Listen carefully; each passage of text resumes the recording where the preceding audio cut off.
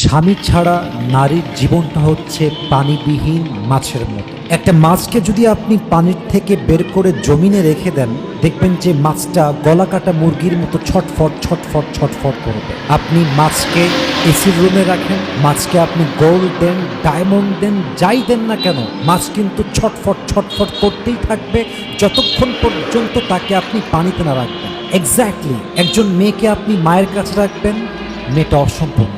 একজন মেয়েকে আপনি বাবার কাছে রাখবেন, সে অসম্পূর্ণ। একজন মেয়েকে তার বোনের সঙ্গে রাখবেন, সে অসম্পূর্ণ। একজন মেয়েকে তার মায়ের পেটের ভাইয়ের সাথে রাখবেন, তাও সে অসম্পূর্ণ। একজন মেয়ে পূর্ণতা তখনই পায় যখন মেয়েরা তার শখের পুরুষ তার স্বামীর সঙ্গে বসবাস করে। একজন স্বামী ছাড়া একজন মেয়ের জীবনে আর কোনো মূল পরিচয় হতে পারে। আর এই পরিচয় যে বোঝে না, স্বামীর মূল্য যেই মেয়ে বোঝে না, সেই মেয়ে স্বামীর সঙ্গে গাদ্দারি করে, সেই মেয়ে স্বামীর সঙ্গে স্বামীকে রেখে পরকিয়া করে, সেই মেয়ে স্বামীর ঘরে থেকে স্বামীর বিরুদ্ধে ষড়যন্ত্র করে, সেই মেয়ে স্বামীকে ইজ্জত দেওয়ার আগে বয়ফ্রেন্ডকে ইজ্জত দিয়ে দেয়, সেই মেয়ে তার স্বামীর সঙ্গে চিট করে পুরো সংসারটাকে জ্বালিয়ে পুড়িয়ে ছারখার করে দেয়। ঠিক কিনা বলে?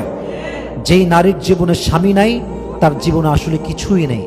আল্লাহ প্রত্যেকটা মা বোনকে বোঝার তৌফিক দান করুক। পড়েন সবাই আমিন।